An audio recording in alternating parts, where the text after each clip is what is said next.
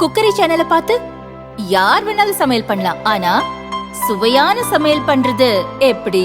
நான் இதயம் நல்லெண்ணெயில சமையல் பண்றேன். ஆஹா ஓஹோன்னு பாராட்டுறாங்க. நீங்களும் இதயம் நல்லெண்ணெயில சமையல் பண்ணுங்க, பாராட்ட வாங்குங்க. தினம் தோறும் வாங்குவே இதயம் இதயம். பார்லிமெண்ட் குளிர்கால கூட்டத்தொடர் நவம்பர் 25 தொடங்கியது. முதல் நாளில் இருந்தே எதிர்க்கட்சிகளின் அமளியால் இரு அவைகளும் முடங்கி வருகின்றன. துணை ஜனாதிபதி ஜெகதீப் தன்கர் ராஜ்யசபா தலைவராகவும் இருக்கிறார். நடப்பு கூட்டத்தொடரில் தன்கருக்கும் எதிர்க்கட்சிகளுக்கும் இடையே தினமும் மோதல் ஏற்பட்டு வருகிறது.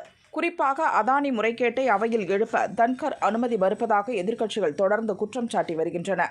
அப்படி இருக்கையில் நேற்று அமெரிக்க தொழிலதிபர் ஜார்ஜ் சோரஸுக்கும் காங்கிரஸ் தலைவர்களுக்கும் இடையேயான தொடர்பு குறித்த குற்றச்சாட்டை எழுப்ப ஆளுங்கட்சியினருக்கு அனுமதி அளித்தார். இது எதிர்க்கட்சிகளுக்கு கடும் அதிருப்தியை ஏற்படுத்தியது.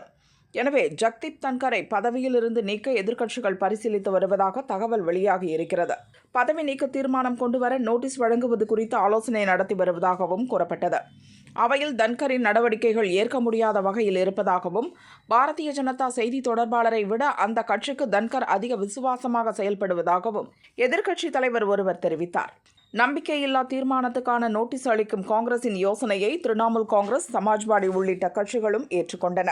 அதன்படி பார்லிமெண்ட் வரலாற்றில் முதல் முறையாக ராஜ்யசபா தலைவருக்கு எதிராக எதிர்க்கட்சிகள் நம்பிக்கையில்லா தீர்மானத்தை இன்று தாக்கல் செய்துள்ளன. காங்கிரஸ், திரிணாமுல் காங்கிரஸ், ஆம் ஆத்மி, சமாஜ்வாடி, திமுக, ராஷ்டிரிய ஜனதா தளம் உள்ளிட்ட கட்சிகளைச் சேர்ந்த எம்பிக்கள் 50க்கும் மேற்பட்டோர் இந்த நம்பிக்கையில்லா தீர்மான நோட்டீஸை தாக்கல் செய்தனர். எதிர்க்கட்சி எம்பிக்கள் போதிய எண்ணிக்கை இல்லாததால் இந்த நம்பிக்கையில்லா தீர்மானம் தோல்வியடையும் என்று கூறப்படுகிறது. பார்லிமெண்டில் எதிர்க்கட்சிகளுக்கு பெரும்பான்மை இல்லாததால் இந்த தீர்மானம் தோல்வியடையும் என்றாலும், ராஜ்யசபாவில் பேச தங்களுக்கு அவைத் தலைவர் வாய்ப்பளிக்கவில்லை என்பதை நிரூபிக்கவே இந்த தீர்மானத்தை எதிர்க்கட்சிகள் தாக்கல் செய்துள்ளதாக தெரிவிக்கப்பட்டுள்ளது.